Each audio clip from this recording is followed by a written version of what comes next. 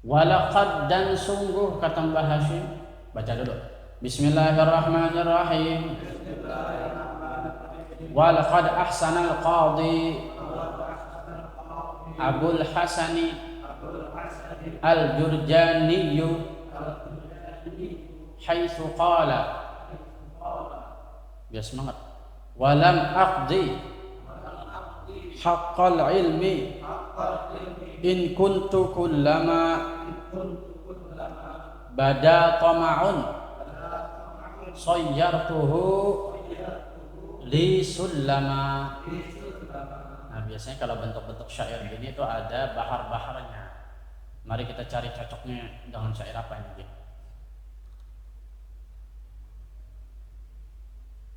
Bisa juga pakai ya Rabbi bil Mustafa nih ya. Walam aqdi haqqal ilmi in kuntu kullama bada tama'un sayyartuhu li sullama. Kalau syair itu pasti ada baharnya, ada wazan. Kalau ilmu nahwu wazan, kalau ilmu syair bahar, timbangan syair, cocoknya dengan lagu apa dia.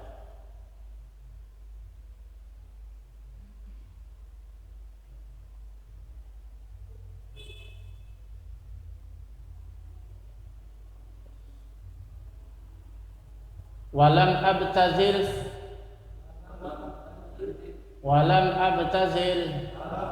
fi khidmatil ilmi muhjati li akhduma. Akhdama yukhdimu ya. Akhdama yukhdim khadama yakhdim. Li akhduma man laqaitu lakin li akhduma. Ini kalau enggak nahu, ini li akhduma yang pertama beda wazan dengan li akhduma yang kedua. Li akhduma yang pertama itu fi'il maklum, fi'il aktif, saya berkhidmat. Tapi kalau li akhduma itu wazannya akhrama yukrimu, tapi di majhul. Li akhduma supaya aku dikhidmati orang, supaya orang berbakti kepada aku. Sama-sama dibaca li akhduma, sama-sama dibaca li akhduma. Tapi yang pertama asalnya khodama yakhdumu, yang kedua akhdama yukhdimu. Terasa unik bahasa Arab. Ngomongin apaan sih? A'urisuhu izzan wa ujnihi zillatan idzan fattiba'ul jahli qad kana aslama walau anna ahlal ilmi sanahu walau azzamuhu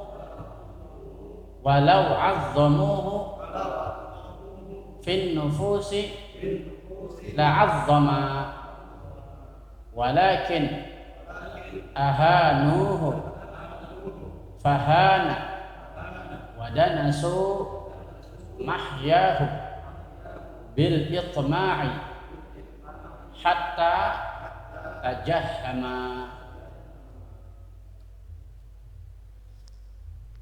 Maka Mbah Hashim di sini kalimatnya, lihat, walaqad dan sungguh, dua kali sungguh tuh, wala wa itu dan la sungguh, qad sungguh lagi, itu namanya taukidnya dua kali. Tikrarut taukid maknanya sangat kagum.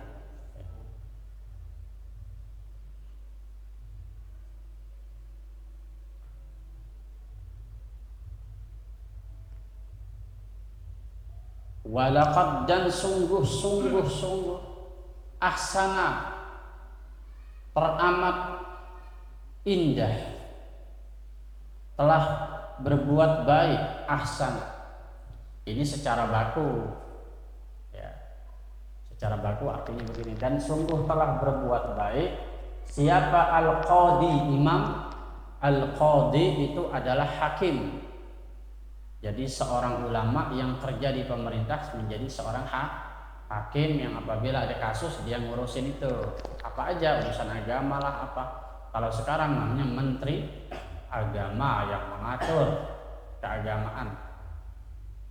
Tapi ulama zaman dulu bisa menciptakan kitab-kitab fikih segala macam, seperti kitab Fathul Qorib itu dari qadi, seorang hakim, kerjanya di pemerintah tapi alim, seorang ulama.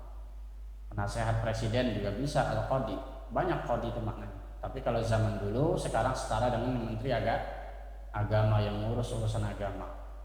Agama apa aja, nggak mesti Islam, namanya qadi. Masa ada orang mencuri terus di Kristen nggak dihukum? Tetap dihukum. Pokoknya apa aja yang berkaitan dengan hukum sosial agama maka dia urus. Al-Qadi adalah jabatannya. Abul Hasani nama kunyahnya. Abul Hasani itu nama kunyahnya. Kunyah itu apa Maret? Kunyah nama seseorang dikenal karena anaknya. Dia punya anak namanya Hasan, maka dia dipanggil Abul Hasan. Namanya saya lihat tadi di Wikipedia kalau nggak salah namanya Muhammad bin Ali. Al-Jurjani itu marganya, klannya, julukan, lakop. Al-Jurjani kalau nggak salah nama daerah. Ini bukan orang Arab sama sekali, ini orang Persia. Tapi beliau adalah pemimpin ilmu balaghah, pencetus ilmu balaghah. Apa arti balaghah? Yaitu bagaimana memahami keindahan bahasa Quran. Bukan orang Arab yang mengupas ilmu itu, tapi orang Persia.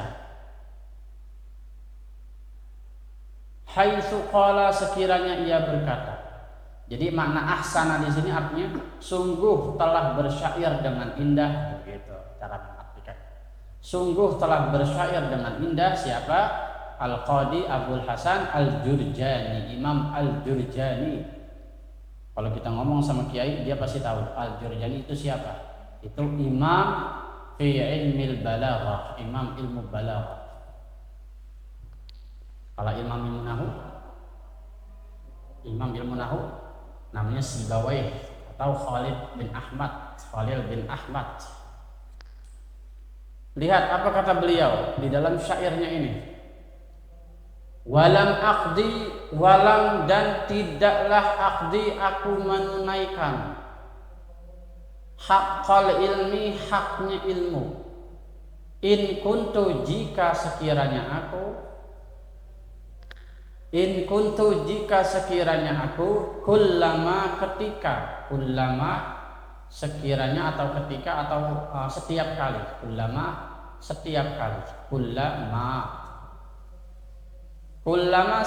kali bada telah nampak, setiap kali nampak tomaun rasa serakah, soyyartuhu aku mengarahkan itu rasa tamak, rasa serakah li untukku sullama sebagai jembatan. Maksudnya gimana, ngerti nggak? Kata Imam Jurjani begini, dia kan ahli ilmu nih, dia kan seorang ulama. Kata dia tuh, saya walaupun ilmunya banyak, saya sama sekali belum menunaikan haknya ilmu. Ngerti nggak? Yaitu haknya ilmu apa? Dipelajari, setelah dipelajari diamalkan, terus habis amal apa? Kalau amal identik sama apa? Ikhlas. Kalau amal ikhlas, ya kan? Kan itu intinya. Belajar, diamalin, terus ikhlas, itu doang kan intinya. Ngapain lagi? Kata Imam Jurjani, saya nggak akan sampai ke level itu kalau ada rasa tamak, rasa rakus di dalam diri saya jadikan itu jembatan.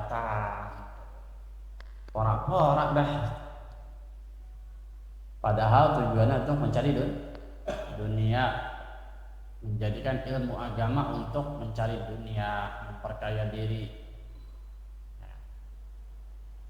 Kalau kaya karena takdir beda lagi.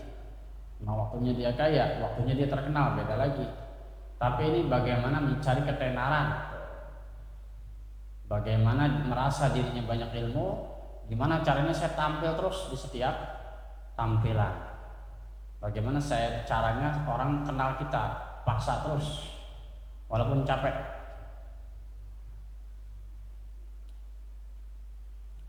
Walam abtazil, sementara aku tidak mencurahkan. Walam abtazil, sementara aku tidak mencurahkan fi khidmatil ilmi,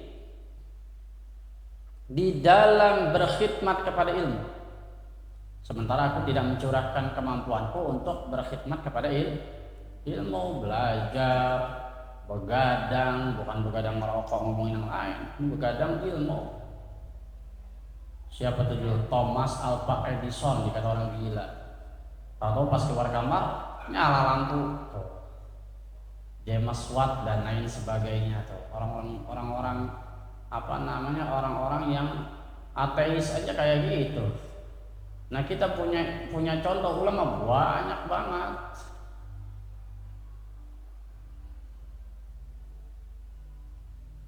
Ya. Walam abtadil, sementara aku tidak mengerahkan kemampuanku fi khidmatil ilmi, di dalam berkhidmat kepada ilmu.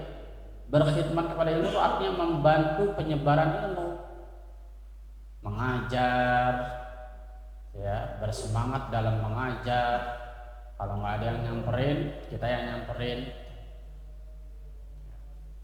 Makanya kalau orang-orang yang mengajar di satu kota disebutnya khidmah, khadimul ilmi, pembantu ilmu, pelayan ilmu.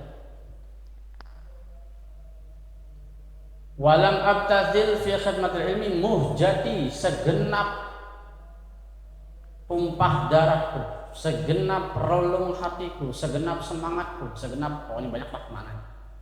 Ya. Mau sanubari, mau kemampuan, jiwa raga, darah daging, maknanya banyak. Muhjah itu ungkapan untuk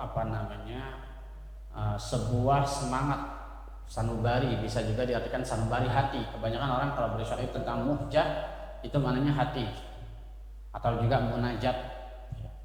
Jadi muhjah itu apa aja kemampuan pikiran, tenaga, badan, duit, kayak apa segala macam. Pokoknya gimana caranya ilmu ini nyebar.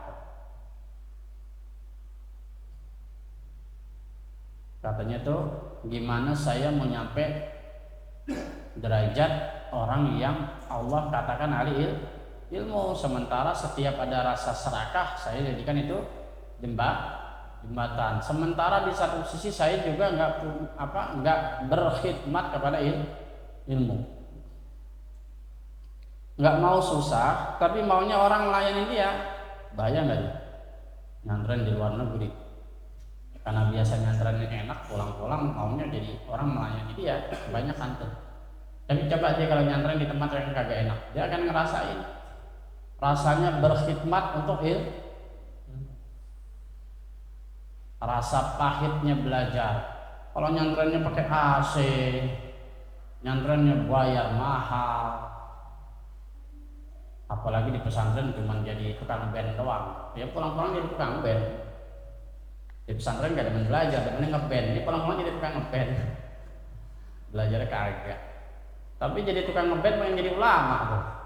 Bener dong, ngeband ulama ceramah juga, ngeband juga, bener kan? Satu-satu ngeband aja, dakwah lewat musik bagus, tapi jangan ikut ceramah, bukan halnya itu. Ceramah itu ada levelnya. Banyak sekali orang yang pengen jadi ulama tapi nggak mau merangkak dari bawah, tajwidnya aja berantakan baca Quran, apalagi ilmu tafsir, apalagi bahas ilmu nasab, wah mampus lo kena kan, bener ya? Gak usah kesodok, itu idola saya. Ini kita jangan sampai kayak gitu. Janganlah kita itu terjebak kepada sesuatu yang kita bukan ahlinya. Sadarlah diri kita ini siapa. Basic kita kuatnya di mana, itu aja udah kita kuatin, jangan cari musuh dah. Walaupun ujung-ujungnya kita dimusuhin orang, tapi jangan cari musuh. Contohlah ulama-ulama yang tidak mencari musuh. Habib Umar bin Hafiz nggak mau cari musuh. Syekh Ali Jum'ah ulama Mesir nggak mau cari musuh.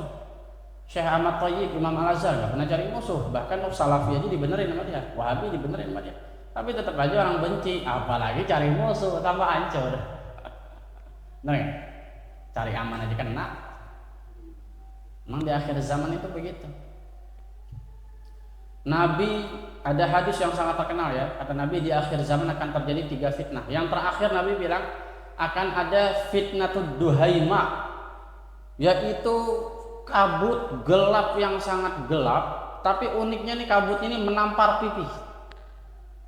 Siapa saja mau mukmin mau kafir, mau soleh mau nggak bener, mau soleh mau toleh, toleh itu kebalikan dari soleh ya. Mau soleh mau toleh kena fitnah ini. Kata Nabi, fitnah asap hitam nampar pipi. Kepikiran nggak kita bang sekarang? Siapa aja kena fitnah ini? Siapa aja kena, dan siapa aja pasti merasakan fitnah ini tanpa terkecuali. Sekarang ditafsirkan oleh Syekh Abu Bakar Al-Adani, ulama Yaman. Tahu nggak, Nabi itu ngomong halus, itu handphone. Itu kegelapan yang paling gelap. Kegelapan yang paling, coba didik anak kita dari bayi, dari di dalam kandungan HP. Kalau dia nangis, kasihnya HP, terus aja gitu. Ntar udah tua, coba udah gedean dikit, nak budek tuh kupingnya. Siapa saja terkena fitnah ini, yang alim, yang enggak alim terkena fitnah ini. Sekarang kalau kita lihat TikTok, Instagram, wow isinya kacau. Sampai bingung ini berita bener apa kagak sih sebenarnya. Yang pendiam maupun alim maupun gacor kena semua dah pokoknya. Yang enggak cari musuh juga kena, apalagi cari siapa aja kena. Kita nih sekarang belum terkenal. Kalau udah terkenal diposting, salah ngomong kayak tadi tuh, habis tuh. Ulama pakai imamah ngomong bego, wah itu ulama nggak bener. Komentarnya 1.000 orang. Yang jempolin cuma 2, yang komentar jelek 1.000 orang. Padahal kalau dia ikut ngaji nggak begitu ceritanya, enggak? Banyak nggak begitu? Masa Habib sekelas ulama besar baca Fatihah kagak bener tuh, baru satu tuh, segelintir dari perbuatan yang kayaknya salah terus. Kalau ngomong salah terus belajar malaikat sana. Karena semua ada ilmunya. Itulah kita. Ya, kita siapa saja sekarang terjebak dengan fitnah ini, yaitu handphone. Kenapa Nabi ngomongnya kabut asap yang gelap? Itu luar biasa. Itu orang Yahudi geleng-geleng dengan hadis Nabi. Faktanya handphone itu dipengaruhi dengan cuaca, dengan angin, dengan asap, dengan satelit. Dan kegelapan itu adalah fitnah-fitnah yang nggak bisa dihindari, siapa saja kena tampar. Nah, tampar dengan handphone. Masuk media, maka kita akan dihujat. Kalau nggak mau dihujat, jangan masuk media.